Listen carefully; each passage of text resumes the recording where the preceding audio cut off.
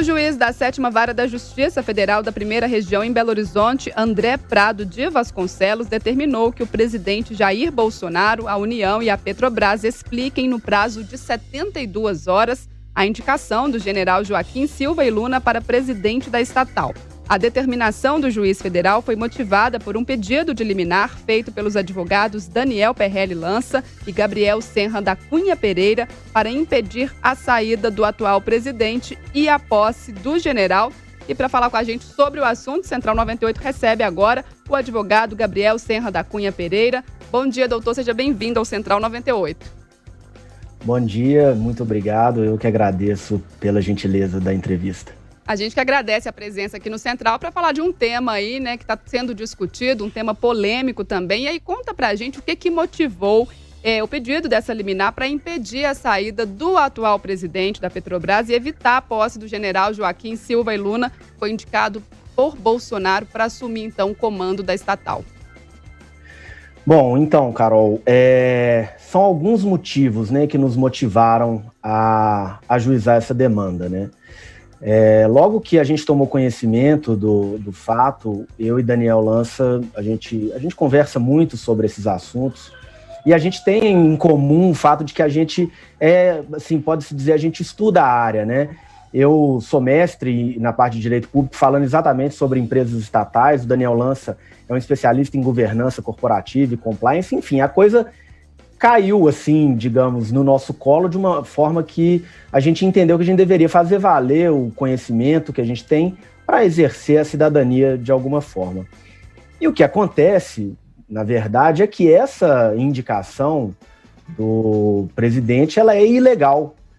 Ela é ilegal objetivamente falando e não politicamente falando. Existem alguns motivos que levam a essa ilegalidade. O primeiro deles é que o general indicado ele não reúne as condições legais para ser presidente da empresa Petrobras. A lei das empresas estatais, só para explicar, ela estabelece diversos requisitos para que alguém possa ser um diretor ou um conselheiro de uma empresa estatal. E o general não reúne esses requisitos. São vários requisitos e alguns deles ele não preenche. Outro motivo é que a competência para a eleição do presidente da Petrobras é do Conselho de Administração. E o Conselho de Administração ele tem que agir com liberdade e autonomia. Essa é um requisito também legal, que está previsto na lei das empresas estatais. E quando o presidente ele impõe um nome, ele afronta exatamente a autonomia do Conselho, ferindo essa lei das estatais. Por fim, também existe uma terceira razão que demonstra a ilegalidade dessa nomeação, que é o fato de o presidente agir com abuso de poder. Por quê? Porque o objetivo é nítido, é claro, está muito evidente, por mais que se negue, mas está muito evidente que o motivo da substituição do presidente é o problema dos preços ali dos combustíveis na bomba, né, nos postos de gasolina, isso está muito nítido. E o acionista controlador da companhia, ele não tem poder legal para determinar uma substituição com a finalidade de alterar esse preço.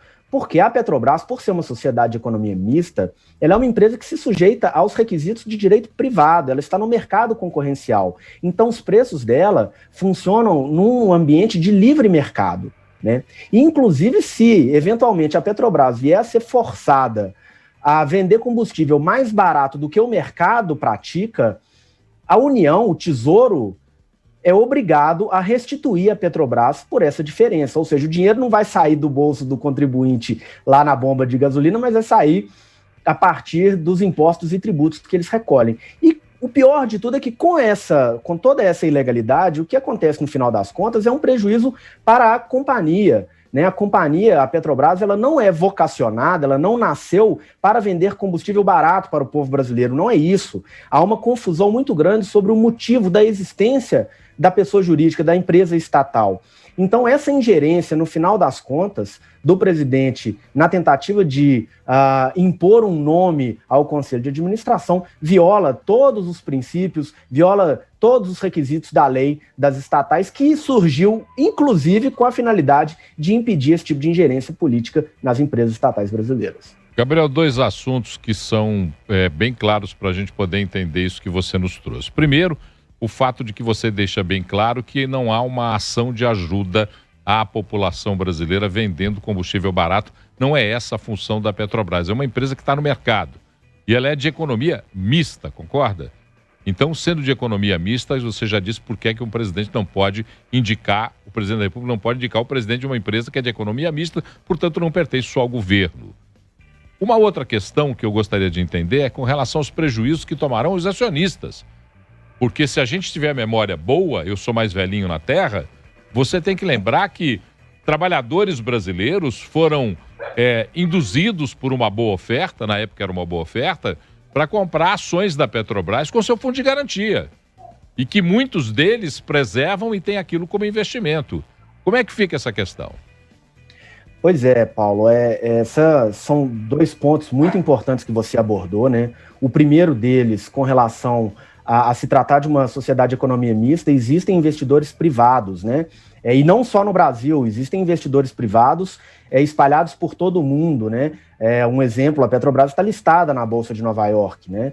É uma das maiores companhias do mundo. Então ela tem, obviamente, um dever de governança, ela tem que observar padrões internacionais de governança para exatamente oferecer a esses acionistas privados a segurança necessária para investir na companhia. Uma vez que há uma ingerência de um governo em uma companhia de direito privado, entra esse segundo ponto, que é o prejuízo aos acionistas minoritários que têm direitos, né? E esse é um problema, é uma decorrência gravíssima dessa interferência, porque nós estamos ouvindo falar aí em cifras bilionárias, né? Bilionárias de perdas nas bolsas de valores do mundo inteiro relacionadas à Petrobras. O que isso significa? Isso, na prática, pode ensejar a responsabilidade daqueles que tomaram os atos causadores dos danos. A lei prevê, tanto a lei da SA, quanto a lei das estatais, quanto o próprio estatuto da Petrobras, que atos que causem prejuízo à companhia por abuso de poder ensejam a responsabilização, ou seja, aquele que causar o prejuízo vai ser obrigado a restituir à Petrobras os danos que ela sofreu. Então, o grande objetivo nosso é exatamente evitar que a Petrobras sofra esses danos, porque uma vez que eles aconteçam, danos bilionários, eles serão irreversíveis, Paulo. Eu gostaria de lembrar aqui o caso dos Correios, acontecido no governo, há 2 governos atrás, no governo Dilma, que houve um problema muito grave acontecido ali nos Correios, que foi o governo, por interferência indevida nos Correios, com uma necessidade enorme de obter receitas dos Correios para fazer caixa para o governo central, ele fez uma antecipação de lucros muito grande que nunca veio a se realizar nos Correios, e isso tornou a situação dos Correios praticamente inviável. Os Correios se tornaram quase que uma empresa dependente do governo central. E isso fez com que o serviço dos Correios se tornasse infinitamente inferior ao que ele poderia prestar. Nós temos inúmeras reclamações, todo brasileiro hoje reclama da prestação do serviço dos Correios, muito em parte de uma má gestão, de uma interferência indevida do governo. Isso causa prejuízo não só à empresa, onde eu quero chegar é que isso causa prejuízo à população brasileira, isso causa prejuízo ao consumidor. Então, se por um lado assim se busca atender a um desejo imediatista de redução de preço na bomba de combustíveis, em algum momento esse preço vai ter que ser pago, né? Então é preciso enxergar a questão um pouco além do que os olhos veem à primeira vista. Certamente a Petrobras vai ser prejudicada, o Tesouro Nacional vai ser prejudicado e no final das contas, porque quem arca com o tesouro é o povo brasileiro, nós seremos os prejudicados com essa história toda. Doutor, eu tenho 2 questionamentos sobre a ação de vocês. Primeiro, essa decisão, o juiz já deu 72 horas para o Bolsonaro se manifestar sobre essa mudança. E aí eu, na sequência, queria que você falasse também sobre o Conselho da Petrobras, que está reunido hoje vai se reunir hoje para aprovar ou não essa mudança. Caso seja aprovado, essa ação, ela cai por terra? Não.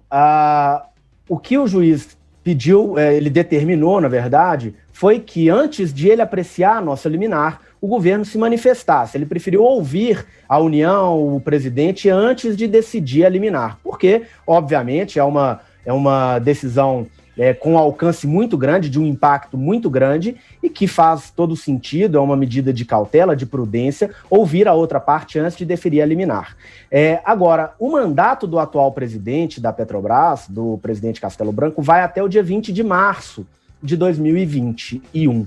Então, até lá, a medida ainda pode ser efetivada, ou até mesmo depois, porque de forma a nos resguardarmos nesse sentido, um dos pedidos da demanda é caso, eventualmente, o novo presidente venha a tomar posse, nós pedimos a anulação da posse dele para a retomada do estado anterior, né? E determinando que o Conselho seja intimado a, no prazo de 15 dias, convocar novas eleições. Porque não importa que o ato venha a se consolidar, isso não torna o ato legal, né? O fato de o presidente não ter as competências legais necessárias, uma vez que ele assuma a companhia, ele não vai passar a ter essas competências. Então, como a observância da lei é obrigatória, mesmo que ele eventualmente seja empossado lá em 21 de março, que é o que a gente não espera, porque até lá os danos serão irreparáveis, como eu falei, mas ainda assim, nesse caso, é possível a anulação da posse e da nomeação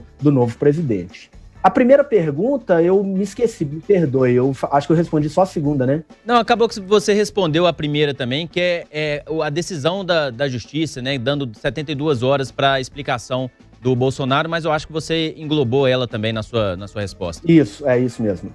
Gabriel, duas questões. Primeiro, você está lembrando aí da ação danosa que se faz quando se intervém numa empresa como a Petrobras. Você falou dos Correios. Eu lembro também do governo Dilma interferindo em preços para regular a economia, com os preços do combustível, dos combustíveis.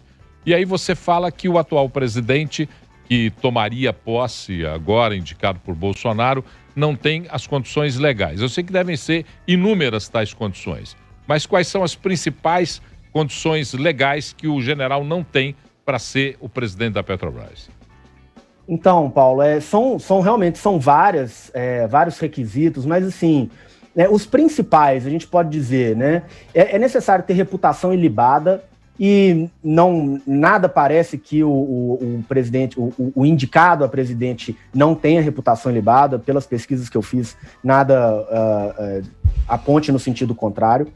É necessário ter notório conhecimento na área do objeto social da companhia que ele vai presidir. Esse, obviamente, não é um requisito que ele atende, porque ele jamais atuou no período necessário na área de Minas e Energia. Ele foi, obviamente, um diretor, ou acho que ainda é um diretor de altíssimo escalão em Itaipu Binacional, mas por apenas um ano, e a lei exige que o conhecimento na área, a atuação na área seja de, no mínimo, 4 anos, né? Ele também precisa ter formação acadêmica compatível com a área, tá?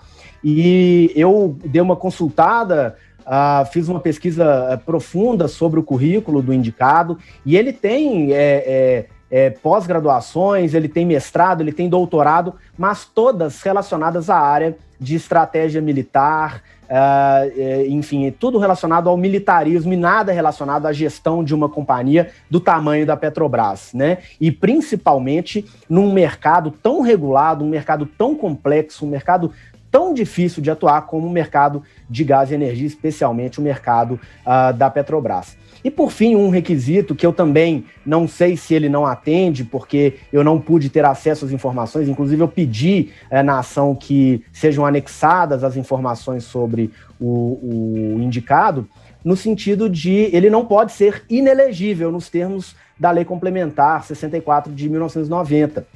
Ou seja, ele não pode ter algumas condenações administrativas, criminais, de improbidade administrativa, que o tornariam inelegível. esses são os principais requisitos, mas o que eu já afirmo de plano que ele não tem é a formação acadêmica e a experiência na área. Esses são os requisitos que ele não atende. Aí, Central 98, conversando com o Dr. Gabriel Senra da Cunha Pereira, advogado, então, né, um dos responsáveis, junto com Daniel Perrelli Lança, para poder fazer essa liminar, evitando, então, né, o afastamento aí do atual presidente da estatal e a posse do general indicado por Bolsonaro. Doutor, muito obrigada por esse tempinho para conversar com a gente aqui no Central 98. Portas abertas aqui para vocês, viu?